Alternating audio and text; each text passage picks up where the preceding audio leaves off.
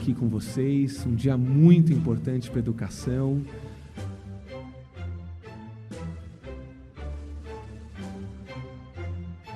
A gente sempre olhando a escola lá em cima, né? E a secretaria como uma apoiadora da escola, então hoje é um dia de apoiar a escola, muito importante. Como se deu foi assim, foi de forma verticalizada, foi de forma assim, extremamente autoritária. Olha, é muito legal ver o Feder falando, porque ele tem tanto entusiasmo, né? Ele fala com tanta alegria. De repente, assim, olha, eu poderia fazer uma organização diferente, não interessa. Nesse instante, convido a todos para que acompanhem a exibição de um vídeo institucional do programa Sala do Futuro. A Sala do Futuro vai conectar as escolas de São Paulo à próxima fase da educação no estado. Aqui, tecnologia e aprendizado andam juntos. Um novo tempo que atrai o aluno para uma aula mais interessante, que desperta o gosto de aprender. Com aplicativos que facilitam o aprendizado na palma da mão. Com material didático digital e conteúdo interativo. Com redação auxiliada por inteligência artificial. Com novas disciplinas que apontam para o futuro profissional. Que trazem de volta o aluno para a sala de aula e que incentivam a vontade de ensinar e de aprender. Bem-vindo à Sala do Futuro, onde todos os alunos de São Paulo têm um lugar hoje. São Paulo, Governo do Estado.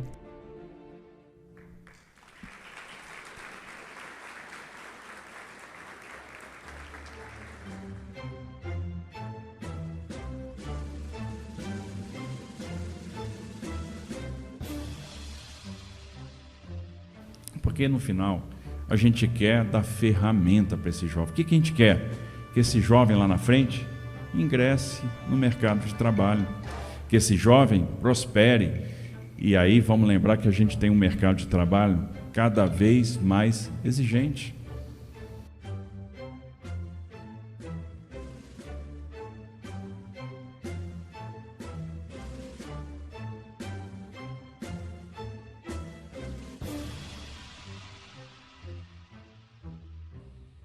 Penso que esse projeto ele já é natimorto. E além disso, nós conquistamos também a melhor educação do Brasil. Quando nós assumimos era 7º lugar o Paraná e hoje nós temos a melhor educação do Brasil. Quem está na SEDUC parece que nunca entrou numa sala de aula, numa escola.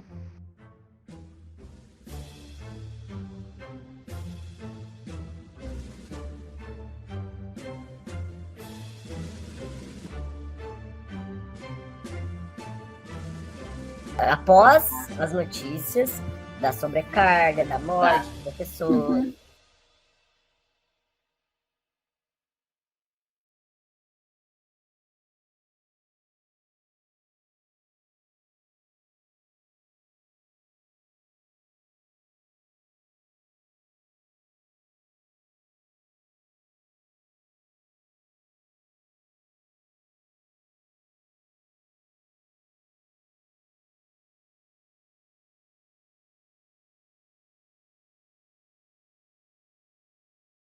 A plataformização é uma consequência de reformas empresariais neoliberais do começo dos anos 90. A gente tem uma BNCC que padroniza o currículo, né? A gente tem uma reforma do ensino médio que amplia os espaços, as possibilidades de privatização da educação básica. Então, é muito importante a gente entender essa política da plataformização no conjunto dessas demais reformas educacionais que estão em curso hoje. Mas foi no período da pandemia que começou assim a realmente a se solidificar, vamos dizer assim, a se concretizar essas plataformas na escola. O Renato Feder, que hoje está como secretário em São Paulo, ele é aquilo ali. Ele é um cara que te diz sorrindo, faça, senão você vai ser escanteado, deixado de lado, né? Mas ele fala isso sorrindo. E a implementação, ela foi simpática. Sempre com assim, uma espécie de estamos lidando um novo mundo. Uma nova educação, quase uma Disney, né, um parque educacional. Desde o começo, pela nossa experiência prévia, pela nossa formação, né, pedagógica, enfim, de educador, eu sempre vi com muita desconfiança. Sobre o início da implementação, ela acontece durante a pandemia, como uma vendida, como uma necessidade emergencial. Então, aqui no estado do Paraná, primeiro teve o contrato ali com a Google, todo mundo assim muito perdido, né? Vou usar essa palavra porque foi isso mesmo que aconteceu. Não teve uma orientação, uma instrução, todo mundo teve que ir aprendendo assim na lida do dia a dia, como que aquilo funcionava, como que ia fazer para dar aula nesse outro formato. De início, assim, nada obrigatório. E a partir dali, quando a gente voltou para a escola, a gente voltou no modelo híbrido, e na sequência, assim, já foi um turbilhão de plataformas, né? Então, plataformas, cada ano uma plataforma diferente. E depois começou a ter esse controle muito maior, né? Com a implementação paulatina, assim, de medidas que são como um tipo de gamificação do cotidiano do trabalho na escola. Frustrando as nossas expectativas de que voltaríamos ao normal, na verdade essas plataformas ganharam uma amplitude ainda maior. Então, quando termina a pandemia, nós achamos, pronto, agora finalmente vamos ficar livres desse centro de mídias, vamos voltar com as nossas aulas normais, e mesmo com todo o engessamento, mesmo com todo o monitoramento e perseguição, nós temos ali ainda um espaço para que se possa desenvolver algum tipo de trabalho. E não foi o que aconteceu. Se iniciou, então, esse processo mais sistemático e institucionalizado do uso das plataformas. Na época, o então secretário de Educação, que é um empresário do setor tecnológico, né, firma uma série de contratos, os quais a gente nunca tem acesso, com várias plataformas, não só do Google Classroom, mas para várias disciplinas começam a aparecer diversas plataformas, sempre aqui, né, de início experimentais, né, aparecendo como um suporte pedagógico que o professor poderia utilizar. Começou mais no segundo semestre do ano passado, 2023, como um teste. A palavra era que não era obrigatório entrar, só que já estava tudo selecionado, conteúdo, currículo, tinha toda essa passagem e começou como um teste. As leis, enquanto ele fazia, as leis eram aprovadas na Câmara dos Deputados, aqui na LEP, né? E aí, quando você tentava, peraí, mas eu sou obrigado a usar esse aplicativo Inglês Paraná, eu sou obrigado a usar o Redação Paraná, eu sou obrigado... não, é lei. Inclusive pessoas amigas nossas, pessoas com formação pedagógica consistente. E ficamos de mãos atadas. Mas que aos poucos ela vai se tornando obrigatória, né? De maneira então que hoje nós temos aí várias plataformas, né? Algumas de uso obrigatório, outras apenas como suporte. Mas a gente tem o Inglês Paraná, a gente tem na disciplina de língua portuguesa a Redação Paraná e o Leia Paraná. A gente tem na matemática, para o ensino fundamental, o Matfic, e para o ensino médio, o Khan Academy. A gente tem o Robótica Paraná e o Programação Paraná, que aí é um contrato que eles devem ter com a Alura, é uma plataforma bem conhecida de educação voltada para a área de tecnologia, de programação, enfim. Né? A gente tem o que eles chamam de Desafio Paraná, que se utiliza da plataforma que antes se chamava Quizzes, agora tem outro nome que eu já nem sei qual que é. Né? Os professores postam lá atividades, enfim, bem atividades prontas também. Plataforma para quase tudo. Né? Hoje a gente tem mais de 20 entre plataformas e o que eles chamam de aplicativos, né, recursos educacionais digitais, tem mais de 20 aqui no Paraná. Para a educação de jovens e adultos, né, esse ano a nossa escola foi obrigada a adotar a EJA EAD, a EJA à distância. Né, e aí é um contrato com uma outra plataforma, se eu não me engano é o SESI que fornece essa ferramenta, em que o aluno faz lá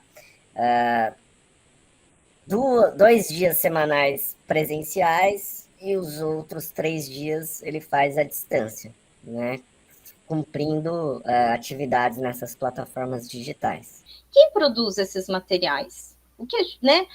Quais são as empresas que têm disputado isso, né? Quais são os contratos? O que a gente percebe que não há a devida transparência nesses processos. Ainda que eu questiono, né, do ponto de vista assim, da produção, tudo ser por reunião online, né, enfim, mas ainda são produzidos por professores. A gente discutiu lá, ponto a ponto, que conteúdo que seria importante, que conteúdo que não seria, sugestões. Então, assim, ainda existe essa participação dos professores. Menos em termos de quantidade, menos também, penso, né, em termos de qualidade, mas existe consultas que são realizadas e que, de forma online, mas que ainda se ouve, e de verdade mesmo se ouve e são realizados, né? Tem gente boa trabalhando na burocracia da sede. Atende. Porque eu falo, isso também é uma armadilha. Então, se fossem materiais, né, de qualidade, estaria tudo bem? Não estaria tudo bem, mas nem essa qualidade esses materiais estão atendendo. Mas nada se é perguntado para o professor. Essa é uma coisa que incomoda muito para qualquer docente que está na rede estadual, na rede estadual. Nunca se pergunta nada. Tem sim votações, mas parece que tudo é muito pré-determinado. Não perguntou se a gente queria, se a gente não queria, se a gente gostava, se a gente não gostava. Colocou lá no começo ainda 2023, ainda estava no período meio de ajuste, foi entrando algumas, tudo. Aí em 2024 ele lançou o Super BI e se vira. Porque há uma postura no governo paulista, isso aconteceu no Paraná, portanto isso é uma característica muito do secretário Renato Feder, que é de, olha, as plataformas e a digitalização é algo bom e nós vamos impor isso a qualquer custo. O aplicativo, ele veio com uma espécie de bênção maior, não teve uma elaboração dos professores, como em literaturas do passado, né? Porque a gente apoia o professor. Então hoje, vamos pensar um pouco com o professor. Hoje um professor em São Paulo, ele tem o material dele, o livro, ele recebe do Estado. O PowerPoint, ele recebe do Estado. A prova para aplicar nos alunos, ele recebe do Estado, a prova paulista. Isso tudo a gente fez no Paraná, né, com o meu time, e São Paulo também tem hoje.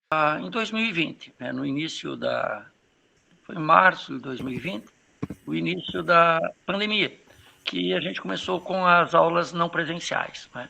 Foram postas, não houve discussão nenhuma, as aulas a partir de hoje vão ser dessa forma. E a partir daí, é como se tivesse passado uma boiada, porque todas as outras tecnologias, né, elas foram impostas para a gente de uma forma muito autoritária e sem nenhum tipo de diálogo nenhum. Olha, vocês têm que fazer, tem isso, uma cobrança mais interna, e depois, com o passar do tempo, em razão da relutância de muitos professores, não é relutância, né, do não ter como fazer mesmo, não saber, quer dizer, fazer isso para quê? Era a grande pergunta dos professores. Quis crer que isso pudesse ser saudável, mas, na verdade, até pelas próprias literaturas, os livros do Renato Feder, né, ele vê a categoria como professor, ou magistrado, ou aquele que tem uma formação técnico-pedagógica, como uma espécie de empecilho ultrapassado, como se fôssemos um carro com peças antigas, né?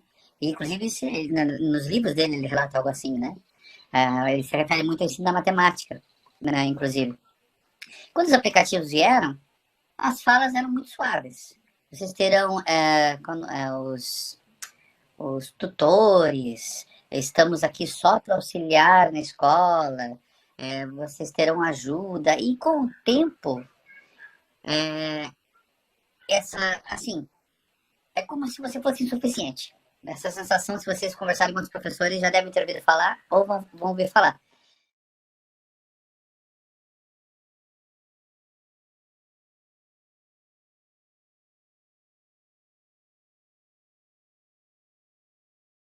a importância que esse registro de classe online teve nessa implementação dessas plataformas, né? Porque hoje tudo está concentrado no registro de classe online. Então, eu tenho lá aulas prontas, assim, todo o processo pedagógico pronto lá, na verdade, né? Porque eu tenho planejamento lá, eu tenho a aula pronta, eu tenho slides, eu tenho chegam em vídeos para o professor poder dar essa aula, e eu ainda tenho exercícios que estão disponíveis ali, e ainda depois tem quizzes, né, o Desafio Paraná. Tenho que me virar nos 30 para atender todo mundo. Eu tenho 16 salas, e no começo do ano a gente tinha o quê? Uns 2 carrinhos, uns 80, nem isso, 80 notebooks, mais ou menos. Mas não estava funcionando nem todos. Aí depois chegou mais um carrinho, e assim a gente vai se virando. Porque eu tenho quantas plataformas? Eu tenho o CAM, eu tenho o Matific, eu tenho a redação, eu tenho o Lei, eu tenho a robótica, eu tenho o Speak, eu tenho umas 8, 9 plataformas. E 16 salas com uns 80, 90 notebooks para 435 alunos. Não teve muita instrução, a gente foi aprendendo no dia a dia como lidar, e até hoje vejo que os professores eles aprendem muito no dia a dia como lidar. Esse ano a gente começou a ter orientação técnica da diretoria, justamente pelo pedido da SEDUC e do secretário da Educação, né, o Feder. E aí foi orientado a SEDUC mesmo que houvesse uma orientação técnica sobre o material digital, e porque agora a gente, enquanto professor, docente da rede pública, a gente está tendo um programa de matemática e português voltada para o currículo, em que a gente saiba utilizar de forma verdadeira ali o material digital e as plataformas. Foi a primeira vez que eu, professor, e que outros professores da escola onde eu estou, teve contato direto ali para tentar aprender realmente como aplicar. Tanto é que nós não tivemos mais formação nenhuma no estado do Paraná. Nem no PDE, que é o Programa de Desenvolvimento Educacional, né, oferecido para professores subirem de nível, e muito menos nos formadores. São formações extremamente rasas, são formações assim de treinamento para uso de plataforma. É algo assim grosseiro, você não faz reflexão teórica, você não discute concepção de escola, você não discute na área de linguagem, você não discute concepção de linguagem, é como se a linguagem fosse uma coisa só, você não estuda metodologia de ensino, né? Você não tem um porquê ensinar, ler e escrever, a não ser dar resposta nessas avaliações de alta escala, nessa prova Paraná, né? ou nas provas do SAEB. Não sei que no começo tinha os PECs que iam nas escolas, assim, falar que, para mostrar o que o professor tinha que fazer, como que você tinha que acompanhar, mas assim, era só na base da cobrança. Mais instrução, muita coisa a gente aprendeu sozinho. A gente acaba recebendo, né?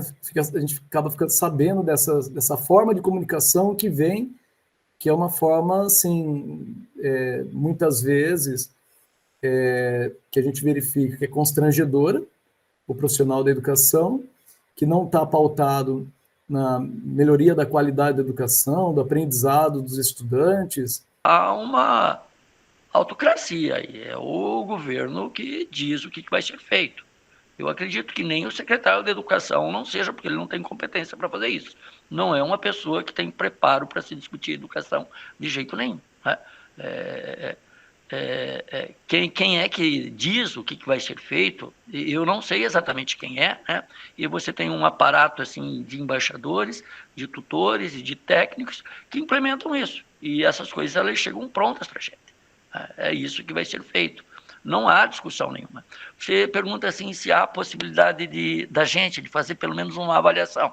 Existem, durante os cursos, por exemplo, de formadores, uma ficha, né, para você responder determinados tópicos a respeito do trabalho que é feito.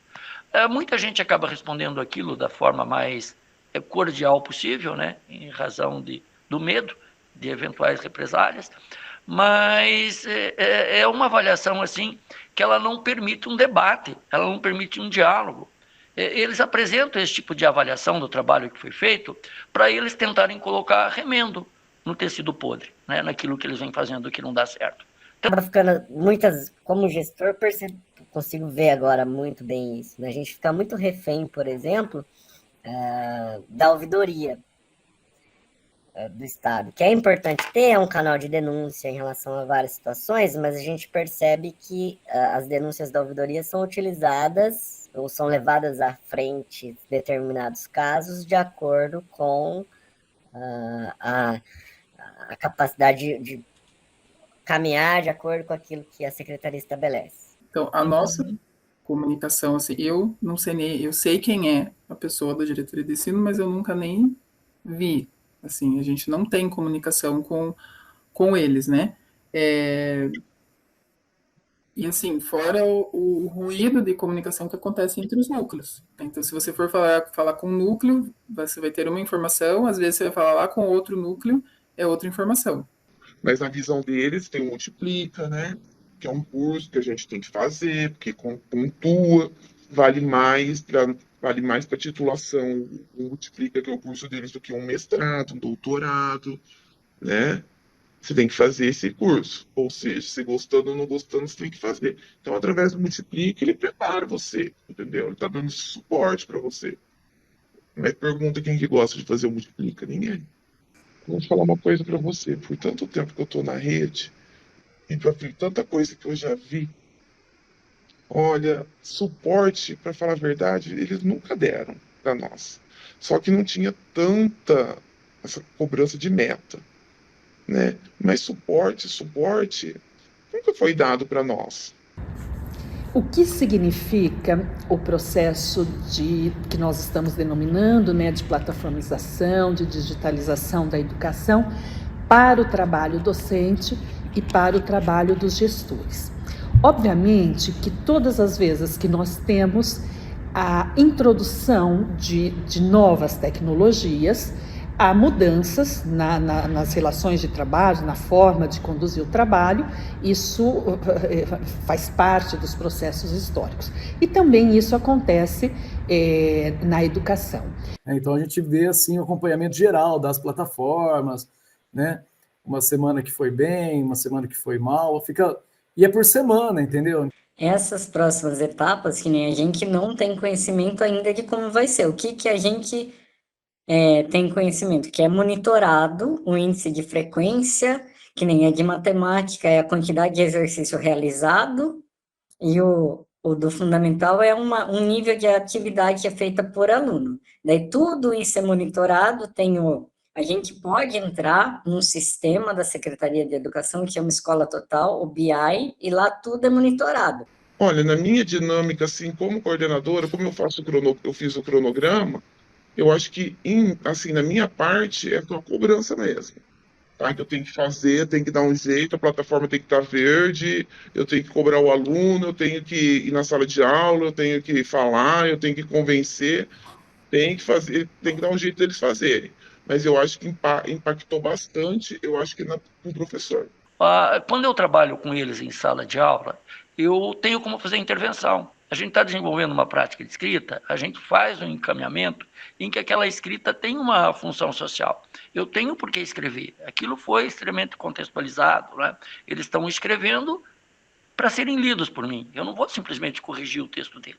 Para que ele se coloque também como autor do texto dele, e em razão disso ele trabalhe os recursos expressivos da linguagem. Tá? Na plataforma, não. O objetivo da plataforma, único e exclusivo, é corrigir o texto do aluno. Ela reproduz uma concepção de ensino de linguagem que a gente chamava, algumas décadas atrás, aí, de preenchimento de folha de papel em branco. O aluno não escreve para ser lido, ele escreve para ser corrigido pela plataforma e pelo professor. E uma correção que não faz o menor sentido para ele também. Professor, deixa assim, desse jeito mesmo, né? Professor, não vai assim. Antes, quando eu era coordenador e que não tinha essas plataformas, assim, a gente era voltado mais mesmo para a gente analisar o que o aluno estava aprendendo, qual que era o contexto. A gente, assim, acompanhava melhor o aluno. Aberração metodológica. Porque para você ensinar a ler e escrever, né, são práticas sociais. Você está ensinando o aluno, através do texto, né, interagir com o mundo a partir do uso da linguagem, e nesse processo ele vai se apropriando da linguagem e vai construindo linguagem também. Né?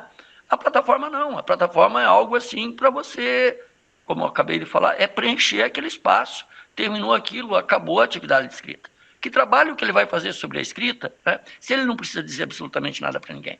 Se a linguagem que ele está utilizando, né, ela não tem uma função social, ela não tem um objetivo. Escrever para quê? É para ganhar nota. É escrever para cumprir tarefa. O professor fazer esse tipo de trabalho para quê? É para cumprir a meta do BI.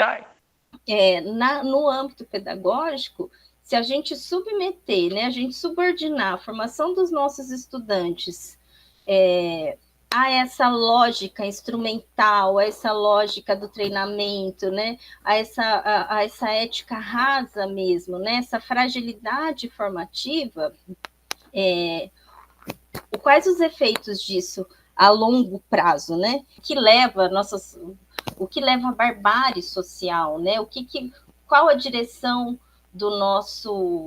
hoje da nossa sociedade, né? A gente pode ter sociedades altamente avançadas em processos tecnológicos e totalmente regressiva nos seus aspectos humanitários. Você ter momentos que você difere na forma de desenvolver a educação era para ser algo prazeroso e positivo, né? Porque a educação, o aprendizado é prazeroso, mas para que o aprendizado ocorra, a gente tem também muito trabalho, e tanto quem está no papel de ensinar, como quem está no papel de aprender. Depois você ensinar o aluno não a ler, a escrever, né, que seria o meu trabalho, a trabalhar com a linguagem, mas a usar aquela tecnologia, que é uma tecnologia estranha para eles. Né? A gente precisa do olhar, não é o encarar, é reconhecimento. Né? O outro, eu olho vocês. Agora não. Agora a gente não tem mais o olhar para o educando, tenta burlar o sistema. Nós viramos assessores tecnológicos, sabe? Todo o conhecimento meu e deles não está dialogando. Nós sempre tivemos alunos problemáticos. Mas assim, esse aluno, a gente ouvia, ele falava. Agora a gente não tem mais condição de estar com ele, porque tem uma série tecnocrática, burocrática antes dele. E a maioria disse que não gosta. Porque aparece o material digital, aparece bastante conteúdo, mas é sempre de maneira muito concisa. Nas outras áreas, assim, dificilmente tem aprofundamento nos conteúdos. É verticalizado. E se você não revê o que a inteligência artificial fez, aquilo que o aluno fez não tem valor nenhum, sabe? E é repetitivo, tem quizzes agora, que é um absurdo. Eles ficam lá, é como se fosse a gamificação do ensino na sua pior forma. Porque a consequência disso, na pesquisa que nós temos feito, né, os estudantes fazem muitos depoimentos. Esse ano mesmo, um evento que nós fizemos, um estudante falou, olha, eu quero fazer medicina, eu gosto muito de estudar, eu gosto muito de ler. Outros estudantes também que falam assim, olha, eu não quero fazer um curso como medicina ou como direito, mas eu gosto de ler, gosto de estudar. E esse incentivo permanente a utilizar plataformas, eu perdi o gosto por ler. Eu perdi o gosto por estudar, porque a plataforma ela contabiliza os minutos que você fica em cada página. Mesmo quem tem uma grande fluência, que vai ler rápido na página ou com o mouse ou com o dedo ali mexendo na tela, lê mais rápido, porque tem influência, e a pessoa fica como reprovada, como alguém que não leu direito, porque a plataforma contabiliza minutos que você tem que passar para dizer se você leu, se o estudante leu ou não aquilo ali. Então eles acabam ficando desestimulados, e eles estão buscando outras formas de estudar. Essa distância faz com que o aluno não reconheça mais a escola pública, isso aqui não me pertence mais. A indisciplina impera a partir do momento que aquilo não lhe pertence mais, né? Eu não reconheço mais aquele educador que está lá na frente da sala, porque ele só está ali para me repassar aplicativos. O atual secretário, ele baixou um decreto que você pode expulsar um aluno compulsoriamente.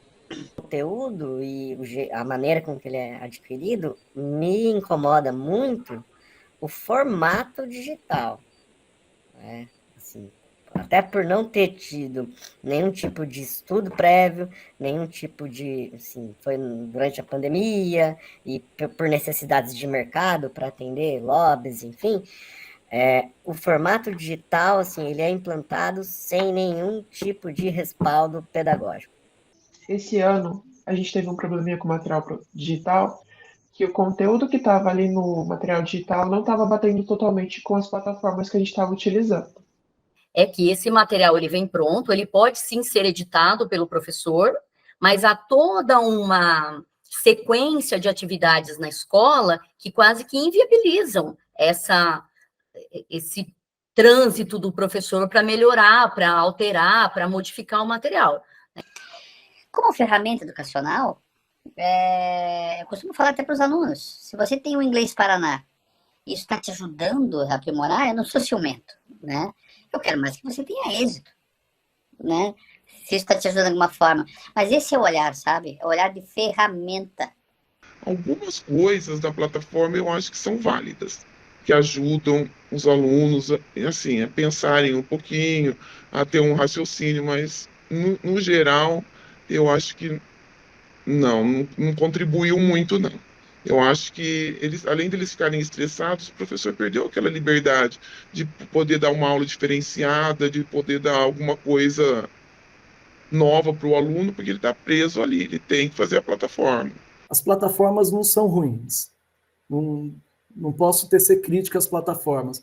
Mas talvez elas não seriam as mais adequadas a todo momento e a estratégia de cada professor. Acontece que, tendo que fazer o tempo todo, ela se tornou um protocolo. Então, aqui nós estamos vivenciando uma separação entre quem elabora, quem pensa, quem planeja e quem vai executar. Mas você tem muitos casos quando o professor não dá uma boa aula, não se esforça ou falta, você não tem responsabilização. Então, o que acontece com aquele professor? Nada. Se ele está na particular e falta, ou falta muito, ou não dá uma boa aula, ou não se esforça, ele é demitido. E na rede pública, nada acontece com ele. Mas você conseguiu mudar isso? Sim, a gente consegue mudar isso, com avaliação de desempenho, com bônus por mérito, né? Então, a gente muda. Hoje, os professores em São Paulo estão super empenhados. E o segredo da educação é a aula. Aula boa. E a gente está tendo aulas melhores em São Paulo. Tinha sobre o impacto, né? Eu acho que é muito negativo, extremamente negativo, porque modifica a natureza do trabalho docente, né? Eu acho que é uma modificação dos processos escolares mesmo, assim, da escola em si, gente, que eu não sei o que vai ser no futuro, né, de tudo isso daí.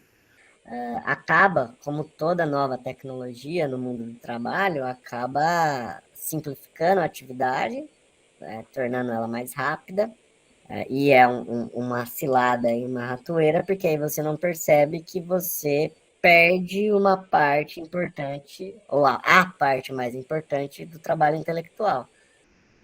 Não se preocupa mais com planejamento, né? Eu não falo mais nem no processo de ensino-aprendizagem. Eu falo de aprendizagem. Então, aí eu já descaracterizo todo o ensino, né? Eu já descaracterizo tudo que tem mais valor na educação, a essência da educação, que é a ação intencional do professor. A gente se torna tarefeiro, então a gente não estuda mais aquilo que vem sendo feito, né, aquilo que vem sendo estudado. O papel da equipe pedagógica, hoje eu vejo na escola que ele está bem técnico, né? Então eles não veem mais a gente como um organizador, né? Uma pessoa que acompanha ali a ação intencional, né? A ação educativa intencional da escola. A gente está mais voltado à análise de resultados, a aplicação de prova Paraná, a ver como que os alunos, que resultados os alunos tiveram na prova Paraná e reorganizar isso com os professores para que eles possam ter melhores resultados na prova Paraná e no SAEB. E é muito cruel isso, porque quando eu coloco o ranking, sempre vai ter alguém por último. Que o governo estimulou que diretores fizessem busca ativa dos estudantes para acessar as plataformas, para responder às tarefas, para os professores estimularem os estudantes a responderem às tarefas dentro dessas plataformas. E aí com isso ele estimulou colocando uma premiação, escolas Gold, escolas Prêmio, coisas assim, dando insígnias e fazendo até um evento de premiação para as escolas que mais acessassem as plataformas. Acessar a plataforma e não se os estudantes de fato aprenderam, se há um sucesso no projeto pedagógico, é tudo ao inverso. Obrigado por tudo, pela dedicação e compromisso. Ai, que orgulho! Parabéns! Aí! Parabéns, Valdomiro, pela conquista. Essa escolha, primeiramente, dizer que o Paraná de novo sai na frente, inovando, reconhecendo o trabalho dos nossos valorosos professores do Paraná. Temos a melhor educação do Brasil e a escolha foi feita por estudantes. A gente fez o Fala Estudante, 720 mil estudantes participaram e disseram quem eram os seus melhores professores, com quais professores eles aprendiam mais. Tem uma meta, a escola, se ela sai do nível verde, que tem verde, amarelo e vermelho, se ela sai do nível verde, a diretoria de ensino questiona quais atitudes que a escola pode estar tomando para melhorar. Daí a diretoria de ensino fica em cima da escola para melhorar esses indicadores nas plataformas, que ela também deve estar sendo cobrada. Eles cobram lá no mínimo 85%. Isso só em reuniões que eles fazem, tá? Isso não aparece em documento. Então, por exemplo, não aparece nenhum documento obrigando a escola a fazer uso de 85% da plataforma, tá? Mas durante as reuniões isso é cobrado. A nossa escola tem 3%. Então a gente tem atas disso, a gente responde por isso, não tem problema. As cobranças são sem pé nem cabeça. Eu vou te dar um exemplo raso, rápido, né? Tá tendo uma cobrança essa semana de corrigir todas as redações Paraná. Que, aliás, né, ele é corrigido primeiro por inteligência artificial e depois por nós. Uma demanda caótica, para dizer o mínimo. E aí você vai entrar no aplicativo para suplantar para vencer essa demanda, o aplicativo está fora do ar por reforma. E aí a cobrança não é para eles, é da gente. Por que você não fez? Então o nível de cobrança é tão grande que ele ficou irracional, ele não está mais racionalizado. O importante é pressionar. E você responsabiliza o regional e o diretor de escola pelo resultado, por frequência e nota nas provas. A diretora me cobra, eu tenho que cobrar a coordenadora de área tem que cobrar os professores. E os professores cobram os alunos. E a gente vê assim que os alunos estão assim num ponto que eles falam assim, não, a gente não aguenta mais plataforma. Eles assim, gente, mais plataforma, mais não sei o quê. Então, eles acabam, assim, também estressando os alunos também. E reprovado, eles perguntam, gente, atualmente eles perguntam assim, finaliza o primeiro trimestre e já começa a perguntar quantos alunos vão estar reprovados. Como que eu vou saber quem vai reprovar na metade do ano? Né? Eu já fui de outras épocas onde você lutava até o último segundo lá para que o aluno fosse aprovado. E aí eu já vou ter que saber quem que está reprovado agora. Uma das cobranças, e essa é uma cobrança legal mesmo, né? De que os alunos precisam ter 85% de frequência. Legalmente, com 75% ele é aprovado, mas exige essa cobrança legal, né, consta em documentos, de que a escola tem que ter 85% de frequência. Então, você tem lá a construção de, como é que chama? Presenciômetro, né, um quadro na escola com a presença dos alunos, as escalas, enfim. Então, existe todo esse mecanismo que vem sendo aplicado. Que a ausência era 25%, 30%, era todo dia. De 100 alunos iam 65. Era inacreditável.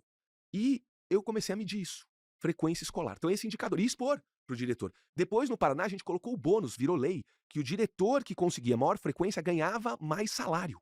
Tá? Ele quer uma frequência para ficar verde, vamos dizer, ele quer 90% de frequência, que é impossível, né?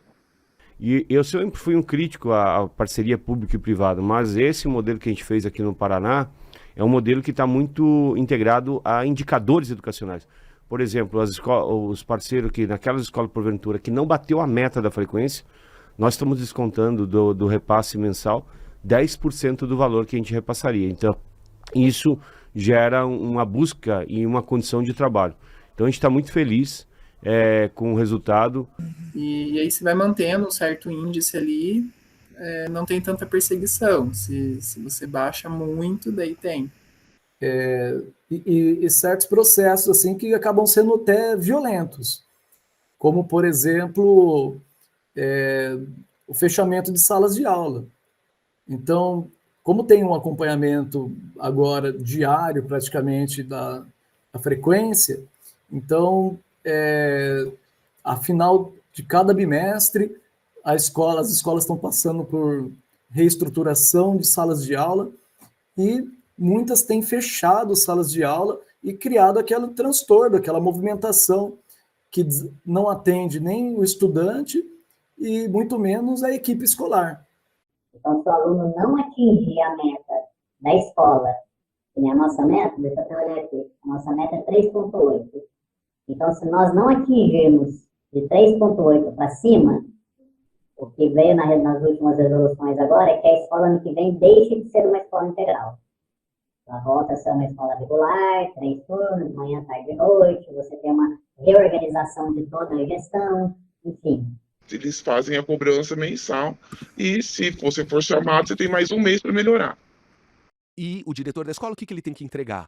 Ele tem que entregar alunos indo mais para a escola e alunos aprendendo mais. Se ele não entregar, ele tem que ser responsabilizado por isso. Quando no Paraná, então, isso foi o principal. Teve outras coisas também, né? Mas o principal é o diretor sentir que o aluno na escola dele tem que aprender mais. Se ele vê que o secretário está preocupado, que a secretaria está preocupada e que ele vai responder pelo resultado, ele vai se esforçar mais. Ele vai apoiar mais o professor. E aí o resultado vem. E foi isso que aconteceu no Paraná. Se vendo vermelho, a dirigente chama aqui, a diretoria, o diretor da escola cobra o diretor tem um prazo de 1 mês para fazer os ajustes. Se ele não melhorar o índice, se o diretor for efetivo, ele é remanejado de escola. Se ele for designado, ele cai fora. E aí o diretor caindo, cai toda a equipe, né? Que é o vice-diretor, é o coordenador, aí a equipe que é o chamado de trio gestor, cai todo mundo. Aqui na minha diretoria de ensino, temos 3 diretores afastados. Não tem como você exonerar o diretor porque ele não atingiu a nota, porque ele não atingiu a meta. Mas você tem um dispositivo para poder tirar ele da escola. Então, tem 3 diretores que estão dentro da diretoria de ensino cumprindo funções administrativas. E os vice-diretores das suas escolas que assumiram a direção. Tem uma diretora que já estava há mais de 26 anos na mesma escola. E a escola não atingiu o índice e ela foi afastada. Então, isso é uma grande humilhação para ela. Para ela e para toda a comunidade escolar. Fala, não, poxa, a prova não é tão importante. Eu acho que seria um problema, mas o anterior é muito mais grave, que é o descaso, o descompromisso, a não responsabilização. Por exemplo, eu tenho 91 gestores, que são os regionais. Né? É muito simples, eles têm meta mínima. Tem que subir 0,2 a cada ano. Se não subir, tchau. Se não subir, tchau para os 91. Não existe. Assim, eu posso adorar ele. Todos que não sobem, eles são demitidos. Essa é a meta mãe. Aí tem meta não, de frequência, eu tenho meta várias... para o bônus dele, tem várias adaptações. Mas assim, a grosso modo, para simplificar, ele tem que subir 0,2. Se ele subir, empatar ou subir 0,1, ele está demitido. Eu acabei de demitir 20 dos 91. Que não bateram, eu demiti na virada do ano. São caras que não entregaram resultado. São pessoas ótimas, que se dedicaram, mas, cara, você não entregou resultado. Assim, na escola a gente não teve nenhum caso, mas a gente escuta de outras escolas falando que se o professor não bateu a meta, né, das plataformas, não atingiu o que tem que atingir lá, ele está sendo desligado, ele está tirando da rede, ele está quebrando o contrato. Ele está desligando. Porque ele fala assim, não atingiu, ou seja, querendo dizer, não atingiu, você não serve para trabalhar na rede. Como é contrato, ele cancela o contrato, né? Ele rescinde. Quando você tem essa não rendimento, há uma fiscalização, então, em relação a outros aspectos que podem levar à destituição do cargo que sejam mais efetivos. Mas a gente vê assim, que tem algumas escolas que a gente vê que tem professor que tenta realmente bater de frente. E é esse professor que acaba adoecendo. Porque ele acaba ficando sozinho. Eu já sublimei, né? Eu acredito que eu falo com os colegas assim, gente, entreguei pra Deus. Não dá pra viver sob tensão, perder meu sono, deixar de cuidar da saúde, porque tem algo persecutório, tem um Big Brother, tem um grande irmão te vigiando. E se tiver, gente, eu não tenho tantos poderes assim, sabe? Ali na formação, que a gente tem a formação também. Se você não fica lá logado 1h30, eles falam assim, você tem direito a 2 faltas no semestre. Porém, se você falta, ele não contabiliza para o Super BI da escola. Ou seja, não é para você faltar. Mesmo com atestado. Se você não logou, você não entrou. Aí a formação, que é um dos critérios que entra no Super BI, fica abaixo da escola. É descontado nota. Sabe? E agora saiu ali algumas licenças para alguns, assim, e eu percebi, assim, que alguns, assim, estavam no limite, assim, mesmo, sabe? Precisam mesmo. Porque é difícil você desfazer aquilo que você tem como base ali da tua formação, né? Porque houve uma polêmica muito grande em relação ao adoecimento de professores esse ano, né? Inclusive, tragicamente, né, a morte de professores devido à pressão, né? Que é uma pressão real, mas ela não aparece legalmente nos documentos. A preocupação não é só com a recuperação. A nossa preocupação é também como que a gente paga as contas quando o governo nos pune com desconto do nosso GPA, que nessa brincadeira dá R$700 por mês, né? Tanto que, assim, a nossa escola, pelo menos eu posso garantir isso, né? Eu como gestor e a diretora-geral também, a gente meio que dá uma suavizada em relação às cobranças, justamente por não acreditar, do ponto de vista pedagógico, que isso seja eficaz, por entender que é um excesso de acessos a essas plataformas educacionais que vai sobrecarregar o estudante, que não tem eficácia nenhuma, que sobrecarrega o professor. Então, a gente meio que dá uma suavizada, mas assim, a todo momento nós respondemos para o núcleo de educação pelos nossos índices que não são de acordo com os parâmetros dele. No primeiro semestre desse ano, 2 colegas morreram em serviço, pressionadas em razão de não terem atingido os índices necessários, né, de uso dessa plataforma. Elas foram chamadas a atenção pela direção, pela equipe pedagógica, e elas acabaram infartando e acabaram morrendo na escola. Foram mortas na escola, né, em razão dessa pressão. E isso era mais forte. Nos últimos meses acabou dando uma suavizada e o secretário de Educação veio a público dizendo que isso não era obrigatório, que não, nós disponibilizamos as ferramentas para os professores fazem se eles acharem por bem fazer. Não é verdade. Hoje eu acabei de receber aqui uma nota do diretor da escola pedindo para colocar em dia, né, a correção das atividades da Redação Paraná. Tenho aqui pronta a nota aqui, né? Inclusive publiquei uma nota sobre isso nas redes sociais. Após, né, então,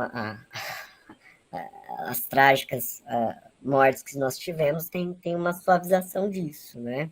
Dessa cobrança mais incisiva, mas é um pouco isso. É uma questão social, e é uma questão gravíssima, sabe? Porque, assim, é uma afronta à democracia. É um projeto, a gente chama, e às vezes acham que isso é recurso retórico, a gente diz assim, que é um projeto fascista. Mas porque nega o conhecimento, porque nega o outro, porque nega o interlocutor. Tá?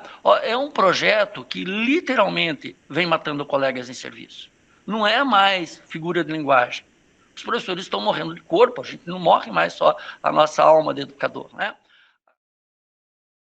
Em consulta registrada na Secretaria da Educação do Estado do Paraná, SED, foram fornecidos dados relativos a 40 processos de destituição de diretores ocorridos entre 2024 e 2025. Esses afastamentos referem-se aos processos que, entre outras irregularidades apontadas, incluíram o descumprimento do inciso 3º do artigo 15 da Resolução 8835 de 2023 da SED, O inciso citado na consulta indica a seguinte atribuição para o diretor: viabilizar meios e instrumentos para que, no mínimo, 85% dos estudantes com frequência realizem e concluam as atividades nas plataformas educacionais com as devidas correções pelos professores. No entanto, o Departamento de Gestão Escolar, DGE, esclareceu que os 40 afastamentos não ocorreram única e exclusivamente com fundamento no inciso referido. O DGE também informou que o descumprimento de um único item de gestão é, em geral, solucionado por meio de orientações e alinhamentos diretos dos núcleos regionais de educação. Segundo nota técnica de novembro de 2025 da Rede Pública e Universidade, a REPU, no estado de São Paulo, 225 diretores de 222 unidades escolares da rede estadual foram afastados entre 2024 e 2025 por não terem atingido a melhora mínima de cerca de 0,2 ponto no Saresp/Provão Paulista. Se o critério oficial tivesse sido aplicado rigorosamente, os diretores de 2.509 escolas deveriam ter sido afastados, dentre as 4.988 consideradas na análise do critério de desempenho. Isso corresponderia a 50,3% do total analisado e levaria a uma situação absurda, com a punição atingindo cerca de 1,8 milhão de estudantes matriculados nessas escolas. Essa discrepância revela que o afastamento de diretores ocorreu de forma arbitrária. Em vez de funcionar como um critério objetivo para a aplicação de punições, a SEDUC de São Paulo criou um ambiente de aguda discricionariedade para que os dirigentes regionais de ensino afastassem diretores por motivações variadas e não publicizadas, utilizando os resultados do Saresp/Provão Paulista como pretensa fundamentação legal para a decisão.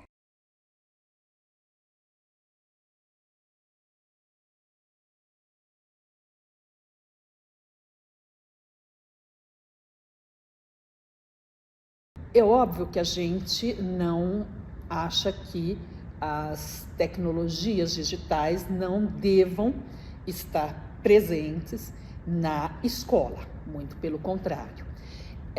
A questão que eu acho que nós estamos discutindo é como elas são incorporadas nas escolas e a educação. Por isso desmoraliza muito o professor, porque ele, para passar slides, a gente poderia ter profissionais, ou seja, eu não preciso ter um ser humano com a formação de professor, com a formação em graduação, licenciatura, formação na docência para passar slides.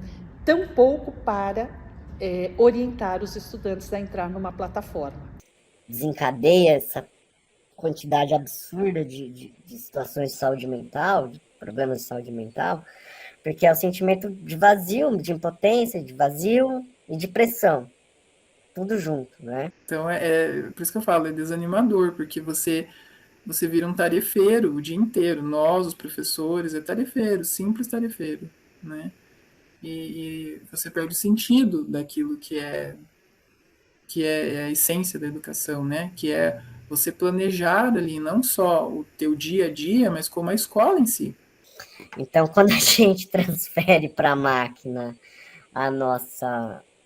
essa dimensão do trabalho, né, uma vez transferida, a gente perde. Tem essas mudanças superficiais sempre, porque a base ela não muda, os fundamentos daquilo que eles estão fazendo não mudam. Que é esse trabalho assim, de submissão de professores, né, a um aparato tecnológico, e silenciamento mesmo do professor, quanto profissional, né, como profissional que tem que pensar o trabalho que ele faz, né? O professor se transforma em um feitor. Essa é a base. O professor simplesmente aplica aquilo que vem sendo imposto por eles. Controla o acesso, né, dos alunos à plataforma.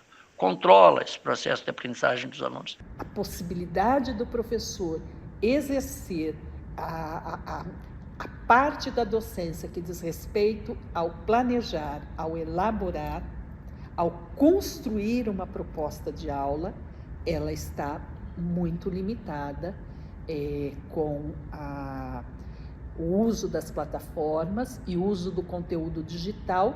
Eu não conheço absolutamente um professor que ache interessante o uso dessas plataformas. Você só tem uma série de prejuízos. O professor ele não é mais professor, o professor ele tem a aula já pronta, o slide pronto para ele mostrar para o aluno, Ele não precisa fazer absolutamente nada, ele só precisa passar esses slides e ir lendo esses slides para os alunos. É uma atividade no final, e aí você treina o seu aluno para o SAESP no final do ano, e vai estar em cima desses slides. Se antes era apostila, agora é um material digital.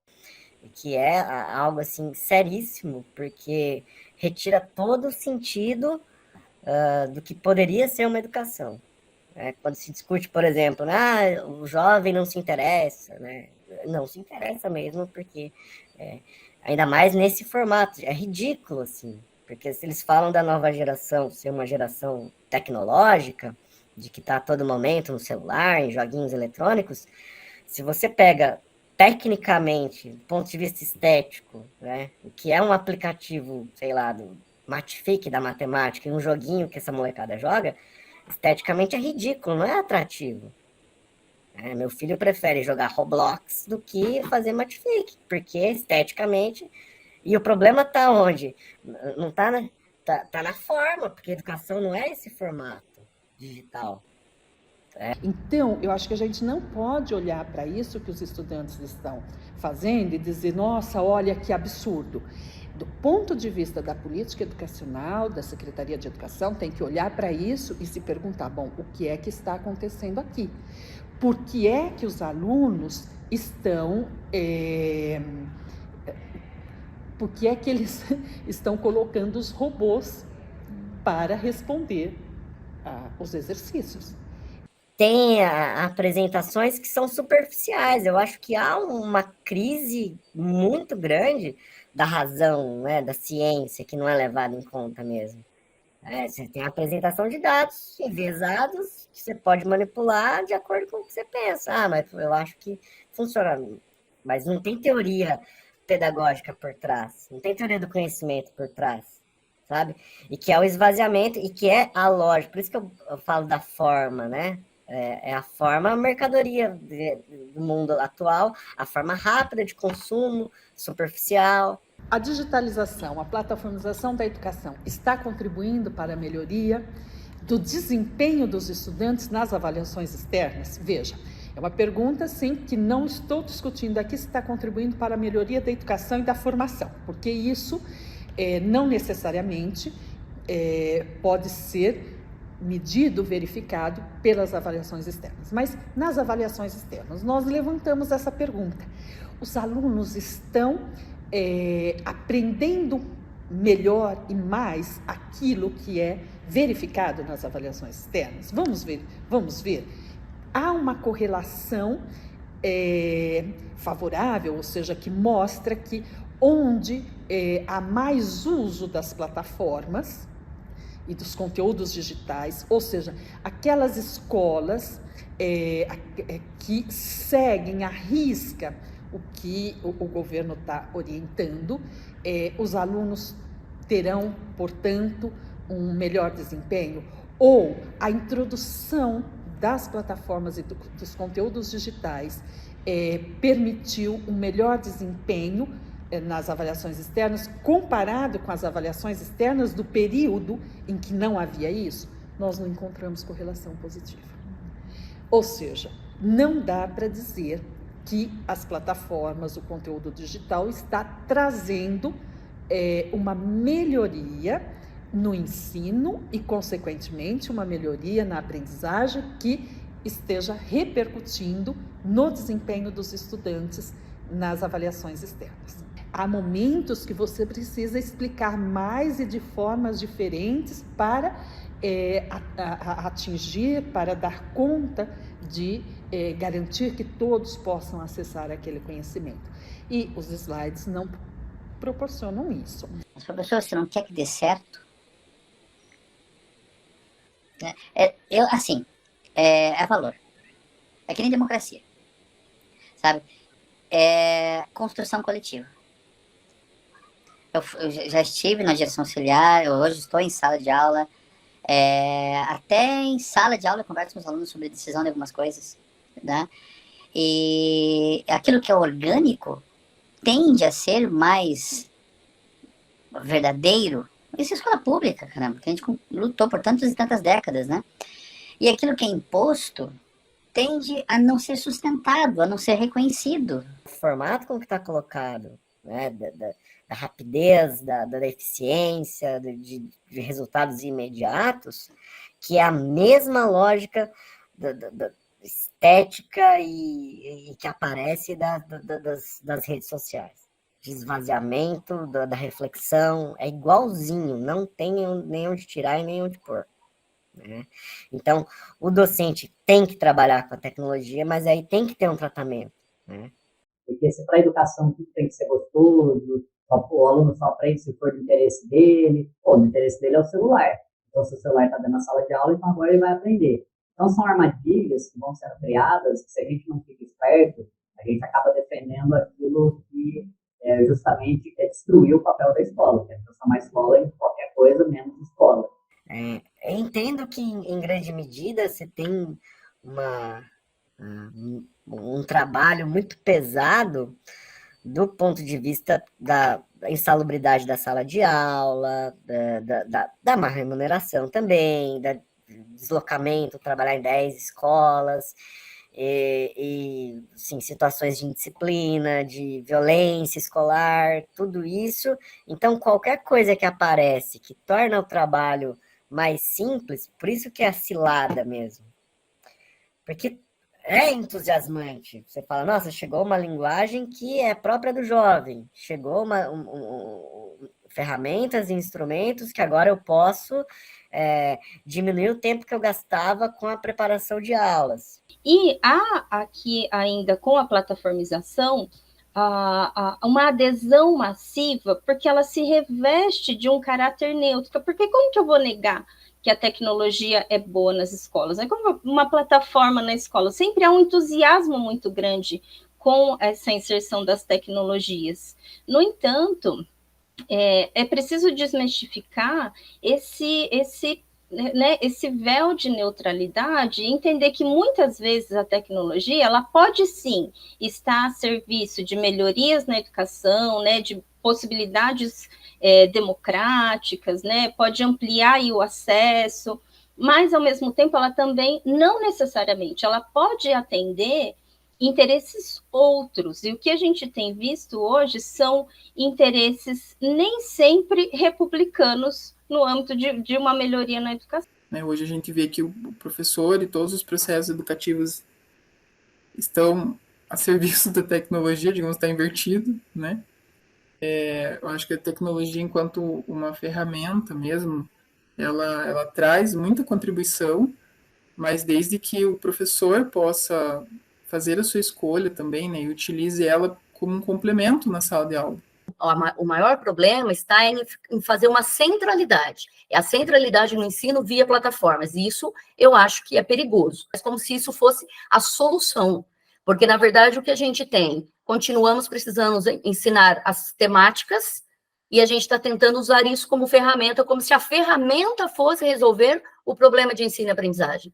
E o problema de ensino e aprendizagem não está só no uso da ferramenta, está no uso, na preparação geral que a gente faz dessa nova geração, né, para que ela aprenda a estudar, para que ela aprenda a ler, para que ela entenda os conhecimentos já historicamente construídos e possa construir conhecimentos em cima desses novos conhecimentos.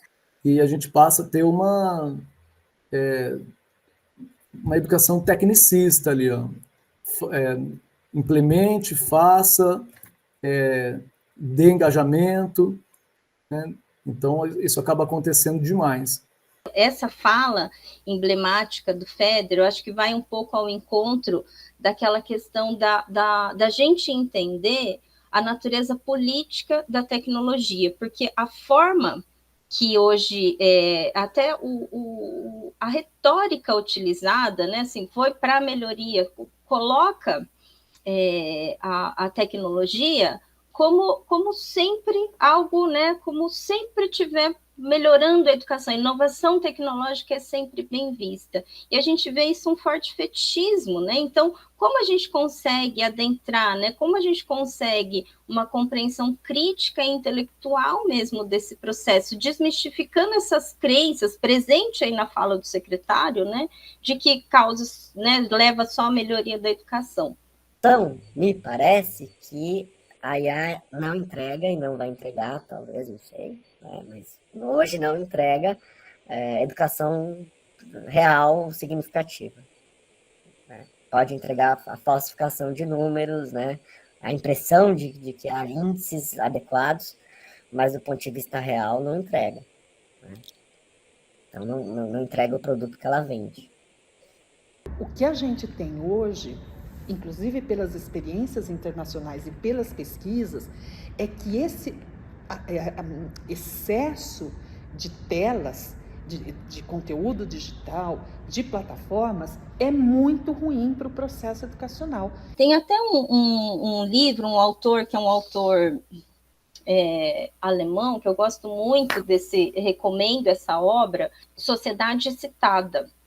Então, ele vai falar das implicações disso, desse excesso de estímulos, né, que a gente tem de uma sociedade. Ele vai falar, a gente tem visto um processo de adoecimento muito grande, né, efeitos patológicos nessa juventude, ou na população como um todo mesmo, né, mas com diagnósticos individuais, né, fala de hiperatividade, né, a gente vê aí esse excesso de medicalização e de diagnósticos individuais, mas que, na verdade, é um adoecimento coletivo. Então, qual o papel da escola frente a isso, né? Ele vai falar, então, ao invés da gente colocar enquanto aspecto, né, daquele aluno que, né, tem hiperativo, daquele aluno que não aprende devido a essa hiperatividade, ele vai falar, vamos pensar hoje como a gente consegue andar na contramão, no sentido de que a gente tem uma sociedade, né, uma sociedade excitada, né, que interfere na concentração, na apreensão intelectual, né, das experiências como um todo. Então, ele vai falar, então, o papel da escola é realmente mostrar o contrário disso. Então, ele vai propor nessa tese desse autor, que é o Christopher Church, no livro A Sociedade Excitada, ele vai falar, há um recuo mesmo desse excesso de telas, excesso de estímulos, né, a importância desse recuo na escola, e ele vai propor o que ele vai chamar de pedagogia dos rituais, que a gente consiga despertar, né, dar um passo, vamos dizer, atrás, né, despertar para as experiências, né, para as experiências verdadeiras, que ele fala o quanto as telas empobrecem essa experiência, né, o quanto ali o lidar com as máquinas e esse excesso de estímulo empobrece a experiência formativa como um todo. E o professor, ele perdeu um pouco dessa parte de ser crítico. Parece que, assim, tá todo mundo assim, a gente tem que acabar aceitando e pronto. Eu vivi numa época que a gente tinha maior liberdade, parece que a gente, assim, podia fazer mais coisa, podia fazer greve, e assim, a gente não tinha nosso direito, vamos dizer, talhado. Hoje a gente vê assim, você tem, é implícito, mas tem. Se você não faz, você pode perder, entendeu? Ele dá um jeito e você perde. Então, cadê aquela visão crítica? Parece que o professor perdeu isso. Parece que as universidades deixou de ter essa visão crítica. Né? Então, isso às vezes causa até um certo incômodo nos próprios estudantes ao se depararem com novas alternativas, né, que a gente traz teóricas, metodológicas, né, de como ele pode abordar determinados temas da matemática lá da grade curricular lá na escola básica, e depois ele chega lá, começa a substituição, começa a fazer o estágio, ou já pega mesmo algumas aulas, e ele começa a entender, assim, como é que eu vou levar estas discussões que eu faço aqui na universidade, se lá depois o sistema está tão fechado deste modo, a ponto de eu ter um material pré-moldado, né, para eu trabalhar, e pouca liberdade depois dentro do espaço escolar para atuar. Ou assim, eu acho que as universidades ajudariam no seguinte sentido, assim, de divulgar mais, ajudar um pouco mais, assim, a gente na rede, entendeu? Porque, assim, os alunos que estão na universidade, eles são o seu futuro, né? Eles que vão fazer acontecer daqui para frente. Eu acho, assim, que eles teriam que ser mais, assim, alertados, ser mais críticos. A formação aqui, ela não se altera por conta desta implicação que a gente tem agora lá na escola. Eu penso que a formação aqui na universidade, ela continua do mesmo modo, formando, né, com essa perspectiva de formar estas lideranças, né, e que estas pessoas, esses novos profissionais, eles possam ser, inclusive, né, uma peça-chave na discussão sobre o modo como essa implementação está ocorrendo por dentro da rede, né? Porque eles têm condições de, mesmo que em um certo momento eles precisem executar esta atividade, por conta, inclusive, de toda essa estrutura da escola, mas que ele possa ser esse elemento que entenda que não necessariamente essa é a melhor alternativa. Nós temos resistências, não é verdade que as pessoas estão aceitando isso e achando isso perfeito, nem do ponto de vista dos docentes, das equipes gestoras. Claro que nós temos pessoas que estão concordando, mas não é verdade que tem uma unanimidade na rede concordando com isso. Acho que isso não aconteceu no Paraná, não está acontecendo em São Paulo.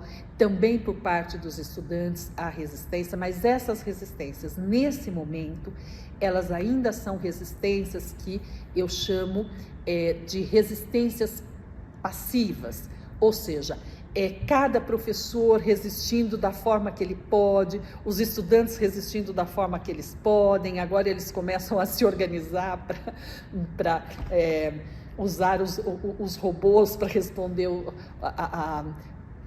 os exercícios que eles precisam fazer, mas nós precisamos avançar numa resistência ativa.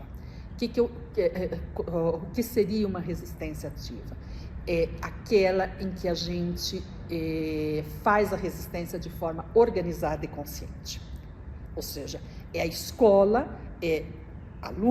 são os alunos, os professores, a equipe gestora, dizendo, olha, isso aqui não tem condições de ser assim, nós vamos fazer diferente e nós vamos coletivamente enfrentar essa política, enfrentar essa situação e fazer a denúncia disso. Você tem uma grande mobilização de professores, alunos da comunidade, consegue qualquer coisa, mas o atual cenário não é esse.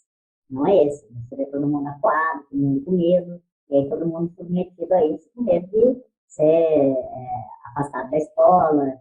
Num curso eu peguei uma técnica de teatro, de criação coletiva, do Boal, Augusto Boal, e os instrutores do curso, nossa, professor, você trabalhou as prerrogativas do P1, P2, P3, do FEDER.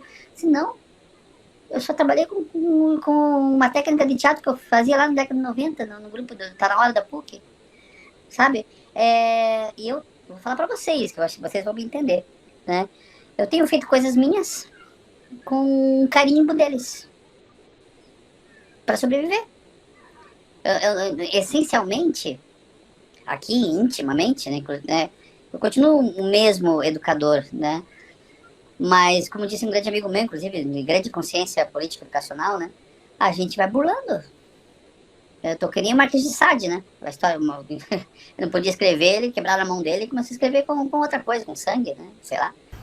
Quando se fala plataformização, as resistências e o controle, o governo, com a luta que os estudantes têm tido, as reações também dos professores, né, um boicote que tem tido na rede, né, porque é uma coisa, é um estímulo à ignorância, na verdade, né, que a política da Secretaria de Educação tem feito.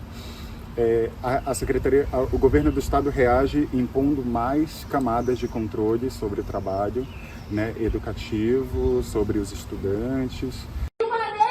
Presente! Silvaneide, presente! Plataforma não ensina, professor é quem educa. Plataforma não ensina, professor é quem educa. Plataforma não ensina, professor é quem educa. Plataforma não ensina, professor é quem educa. Muito obrigado, gente.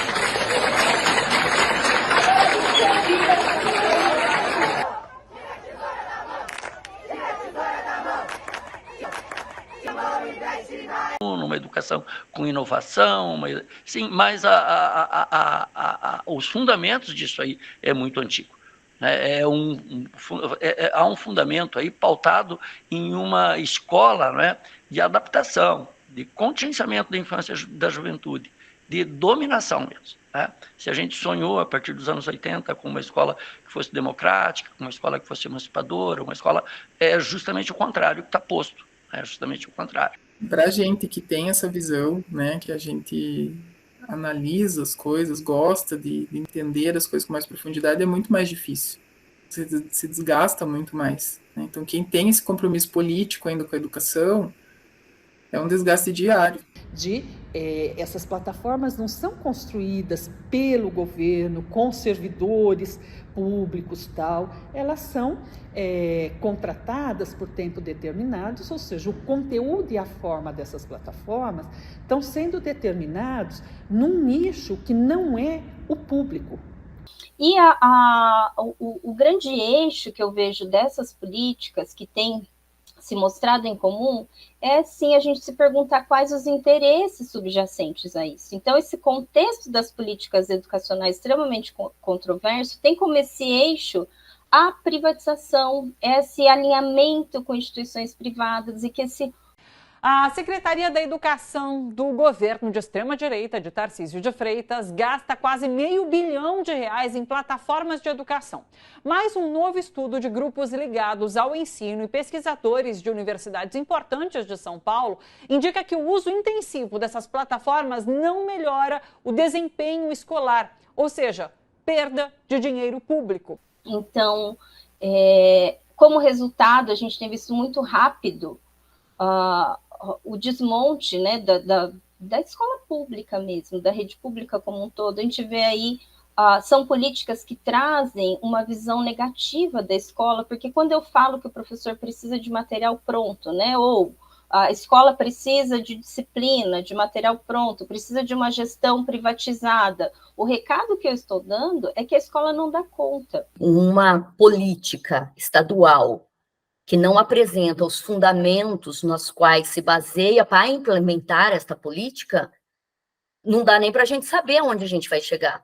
É isso que eu disse antes, né? A gente pode até formar bons resolvedores de provas, mas a gente não tem garantias, como a gente não tem nenhum modelo, mas a gente não tem nem perspectiva de como que esse modelo vai favorecer realmente para que a pessoa se desenvolva, né, intelectualmente, se conecte com os problemas do mundo e pense alternativas para resolver esses problemas do mundo.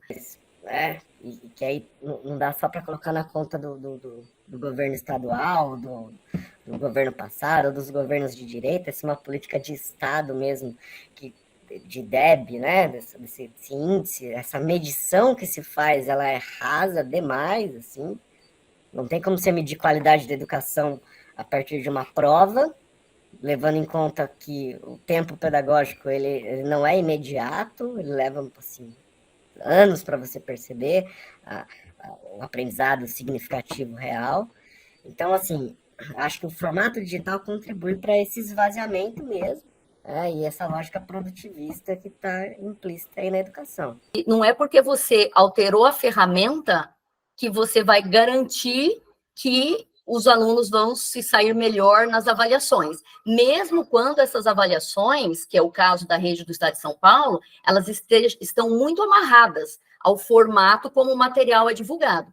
Quando o secretário de Educação, quando a secretaria foi questionada sobre isso, olha, na verdade tem uma nota técnica aqui, uma pesquisa que está dizendo que não tem, não melhorou, e toda a propaganda, todo o empenho que a secretaria tem realizado em torno da digitalização, da plataformização, é com o discurso que isso vai melhorar, que isso melhoraria o desempenho dos estudantes. Ou seja, o objetivo final é a melhorar o desempenho dos estudantes nas avaliações externas. E a secretaria disse, bom, é muito cedo para a gente dizer que não tem um impacto positivo. Mas aí é interessante, a secretaria tem afastado constantemente diretores, inclusive diretores efetivos, porque eles não atingem as metas que são colocadas pela Secretaria de Educação. E aí, não é cedo para afastar diretores que não estão atingindo essas metas, mas é cedo para dizer que as plataformas não estão tendo um resultado positivo na aprendizagem dos estudantes e no desempenho deles nas avaliações externas. Ou seja, precisa ter escuta. O governo não tem escuta. Não para a comunidade escolar e a comunidade acadêmica. Eu acho que tem muitas propostas de avaliação dentro dessa proposta, mas ela mesma não tem passado pelo crivo das avaliações, inclusive dos profissionais que estão nas universidades, que produzem o conhecimento na universidade, e dos profissionais que estão na escola e que produzem o conhecimento escolar.